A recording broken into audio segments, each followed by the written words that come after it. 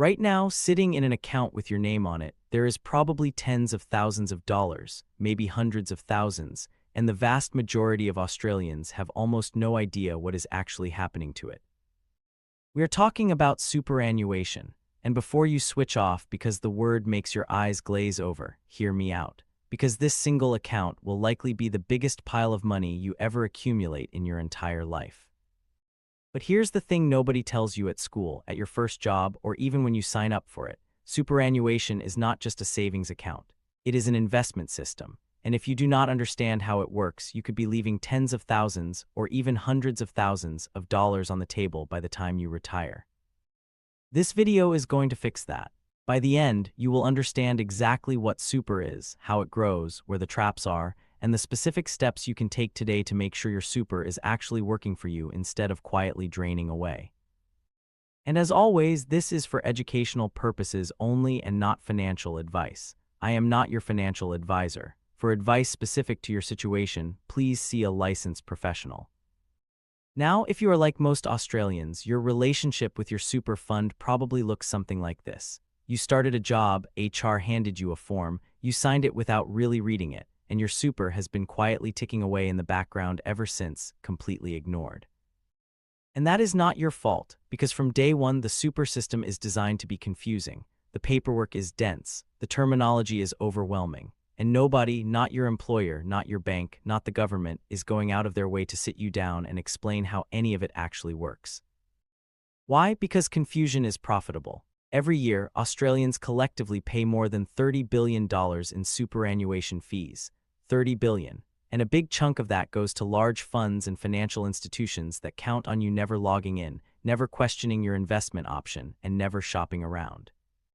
The average Australian changes jobs 12 times in their working life, and every single time there is a chance that a new super account gets opened, and the old one just sits there, slowly being eaten alive by fees. According to the Australian Taxation Office, there are currently around 4 million lost or unclaimed super accounts in Australia, worth more than $17 billion. So today we are going to change all of that. I am going to break super down into 5 simple parts that anyone can understand, no jargon, no boring government websites, just plain English. Part 1. What is superannuation, and why does it even exist? Let's start from the very beginning. Superannuation is basically a government-mandated retirement savings system. Think of it as a special lockbox that gets filled up throughout your working life, which you can only crack open once you retire. The idea started back in 1992 under the Keating government. At the time, the government realized that Australians were not saving enough for retirement. The age pension could not support everyone. So they created a rule: employers must put a percentage of your salary aside into your super, whether you like it or not. That percentage is called the superannuation guarantee. When it first started, it was just 3%. Today, as of 2024, it sits at 11.5%. And by 2025 it will rise to 12%, where it is scheduled to stay. So if you earn $60,000 a year, your employer is legally required to put an extra $6,900 on top of your salary into your super fund. That is not coming out of your pay packet. That is an employer contribution on top of what you earn. But here is the critical thing most people do not fully grasp. Super is not just a savings account where the money sits in a pile. The money inside your super is invested. It is out there in the markets, buying shares, property, bonds, and growing or shrinking based on how those investments perform. And that is the key to understanding why super can be so powerful, and also why ignoring it can be so costly. Because it is not just money sitting still. It is money that compounds over decades. Part 2. How does money actually get into your super? Alright, so there are 3 main ways money gets into your super account. Let's walk through each one. The first way is the employer contribution, which we just talked about. This is the 11.5%, soon to be 12%, that your employer legally must pay. If your employer is not paying this, that is wage theft, and you can report it to the ATO directly. The second way is a voluntary personal contribution. This is when you choose to put extra money into your super yourself, on top of what your employer puts in. You can do this as an after-tax contribution, which means you have already paid income tax on it before it goes in. The third way, and this one is powerful, is salary sacrifice. This is when you and your employer agree to redirect part of your salary directly into super before it is taxed. Because super contributions are taxed at only 15% instead of your marginal income tax rate, which could be 32 or even 45%, salary sacrifice can be a genuinely clever tax strategy. Here's a quick example. Let's say you earn $90,000 a year and you salary sacrifice $5,000 into super. You only pay the 15% super tax on that $5,000, that is $750. If you had taken it as normal pay and you are in the 32.5% tax bracket, you would have paid $1,625 in tax on that same money. Salary sacrifice just saved you over $800 legally. Now there are caps on how much you can contribute to super at the lower tax rate. For concessional contributions, that's employer plus salary sacrifice combined, the annual cap is currently $27,500. Go over that and the excess gets taxed at your full income tax rate, so it pays to know your limits. Part 3. Where is your super actually invested? This is the part that most Australians completely skip, and it is probably the most important part. When your money lands inside your super fund, it does not just sit there. It gets allocated into an investment option. And the one you choose, or more likely, the one you were defaulted into, will dramatically affect how much you end up with at retirement. Most funds offer several options. Let's break down the main ones. A conservative option holds mostly cash and bonds, very low risk, very low return. Think of this like keeping your money in a jar on the shelf. Safe, but barely growing. This option makes sense if you are close to retirement and cannot afford to lose value. A balanced option, which is the most common default, typically holds around 70% growth assets like shares and property, and 30% defensive assets like bonds and cash. It aims for moderate returns with moderate risk. Most people under 50 get defaulted into something like this. A growth option leans heavier into shares and property, sometimes 80 or 90%. Higher risk, but historically higher returns over the long run. For someone with 30 or more years until retirement, this has generally been the better performing choice. And then there are high growth or aggressive options. These are almost entirely shares. Think 90 to 100% equities. These can drop significantly in a downturn, but over decades they have historically produced the highest returns. Here is why this matters so much. Let's say you have $100,000 in super at age 30. If your fund returns 5% per year, the average for a balanced option, by age 67 you would have roughly $550,000. But if you were in a growth option returning 8% per year, that same $100,000 grows to over $1 million. That is the difference one investment option choice makes over a lifetime. And here is the painful truth. If you are 30 years old and you are sitting in a conservative option because you were defaulted into it, or because you switched to it during a market crash and forgot to switch back, you could be losing hundreds of thousands of dollars in potential wealth. Not because of bad luck, because of a form you never questioned. Part 4. Fees, the silent killer of your super. Let's talk about fees, because this is where the system gets really sneaky. Super funds charge fees for managing your money. These are usually expressed as a percentage of your balance, called an investment fee or administration fee, and they come out automatically. You do not see a bill, you do not get a warning. They just quietly reduce your balance every year. The average total fee across Australian super funds is around 1% per year. That sounds tiny. But on a balance of $300,000, which many Australians will reach at some point, that is $3,000 a year, being paid to your fund every single year, whether they perform well or not. Now let's put that into real numbers over a lifetime. Research by the Productivity Commission found that a difference of just 0.5% in fees, 0.5%, can reduce your final super balance by 12% over a 40-year career. On a $500,000 balance, that is $60,000 gone in fees.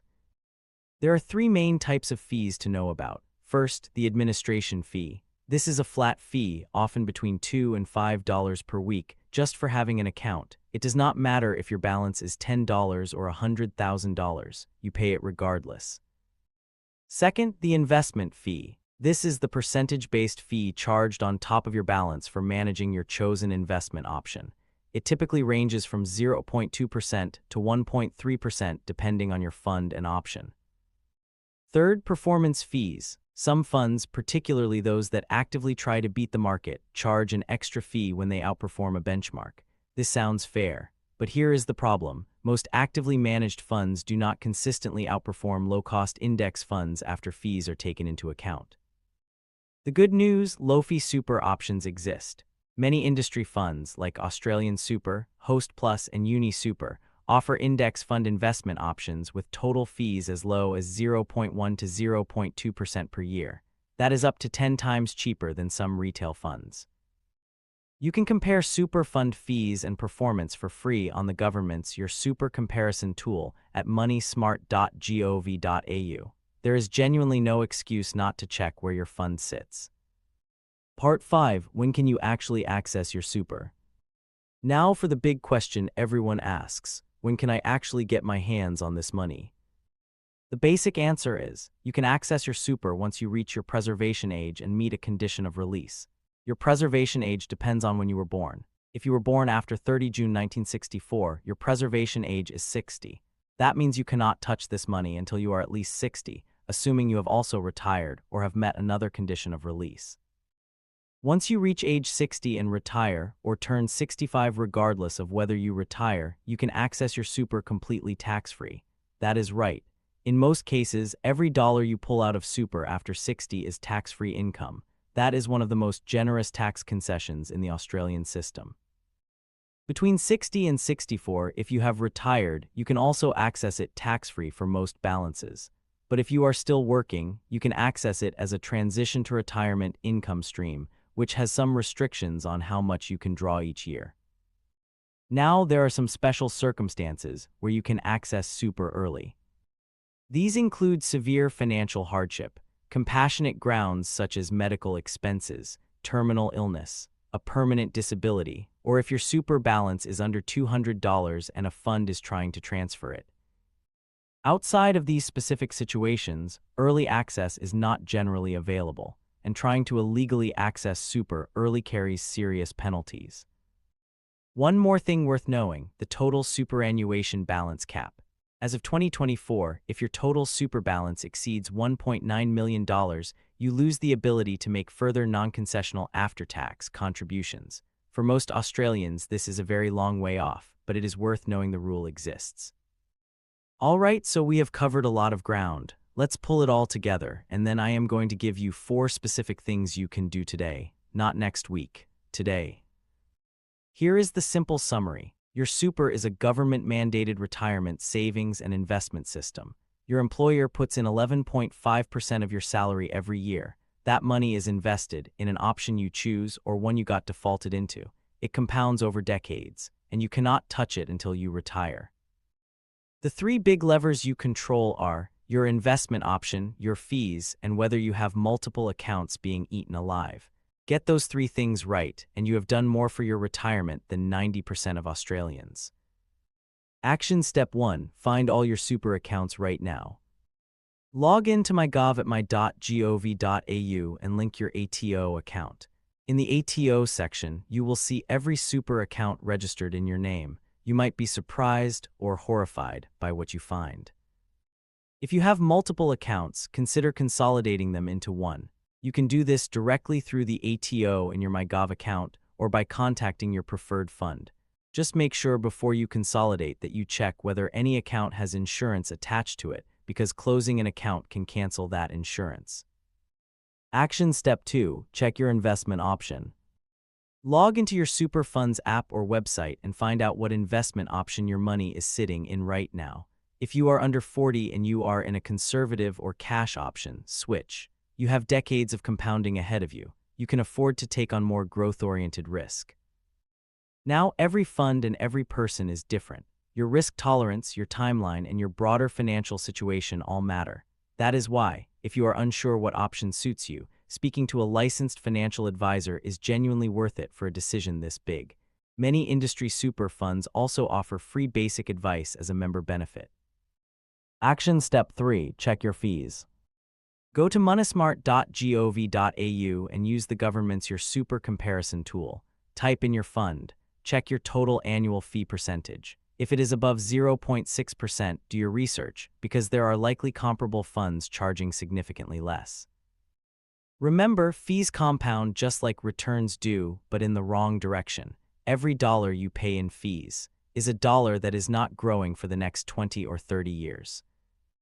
Reducing your fees from 1% to 0.2% on a $200,000 balance saves you $1,600 every single year. Over 20 years at 8% returns, that fee difference alone can be worth over $90,000. Action Step 4. Consider boosting your contributions. Once you are on top of the basics, consider whether you can increase your super contributions, even by a little. Salary sacrificing an extra $50 or $100 per fortnight into super reduces your taxable income and gets taxed at only 15% instead of your marginal rate. And if you or your partner earns less than $58,000, you may be eligible for the government co-contribution scheme. If you put in $1,000 of after-tax money into your super, the government will top it up by up to $500 for free. That is a 50% instant return. No investment on earth consistently gives you 50% instantly. The super system is not perfect, it is not always transparent, and it is definitely designed in ways that favor the funds more than the members. But here is the bottom line. It is the most tax-effective wealth-building tool most Australians will ever have access to. And the difference between someone who engages with it and someone who ignores it can be hundreds of thousands of dollars at retirement. You now know more about superannuation than most people twice your age. You know what super is, how contributions work, why your investment option matters more than almost anything else, how fees silently destroy your balance, and exactly when and how you can access your money. Now go do those 4 things: log into MyGov, find your super accounts, check your investment option, check your fees, and if you can, start putting a little extra in. Future you, the version of you sitting comfortably in retirement, will absolutely thank you for taking 1 hour today to sort this out. If this video helped you understand super for the first time, or finally made it click after years of confusion, hit subscribe so you do not miss the next one. We post every week, breaking down the financial system in a way that actually makes sense.